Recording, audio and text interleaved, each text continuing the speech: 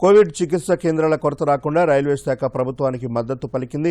అవసరమైన రాష్ట్రాల్లో railway isolation బోగీలను ఉంచేందుకు ఇప్పటి వరకు 4,000 కోచ్లను సిద్ధం చేస్తున్నట్లు వెల్లడించింది. పలు రాష్ట్రాల్లో కరోనా కేసుల సంఖ్య విపరీతంగా పెరిగిపోవడంతో అక్కడి ఆసుపత్రులు కోవిడ్ రోగులతో నిండిపోతున్నాయి.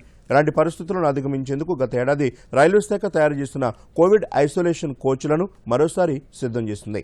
ఇప్పటికే వీటిలో కొన్నింటిని మహారాష్ట్రలో అందుబాటులో ఉంచామని ప్రకటించింది. కరోనా పోరులో భాగంగా రైల్వే శాఖ తన వనరులను సిద్ధం చేసిందని, ఇందులో భాగంగా కోవిడ్ ఐసోలేషన్ కోచ్లను మహారాష్ట్రలోని నందూర్బార్లో అందుబాటులో ఉంచామని, అక్కడ కరోనా రోగులకు సేవలు ప్రారంభమయ్యాయని రైల్వే శాఖ మంత్రి పీయూష్ గోయల్ ట్విట్టర్లో వెల్లడించారు. ప్రస్తుతం నందూర్బార్లో 94 కోవిడ్ ఐసోలేషన్ కోచ్లు ఏర్పాటు చేయగా వీటిలో ప్రస్తుతం 6 రోగులు చికిత్స పొందుతున్నారని అన్నారు.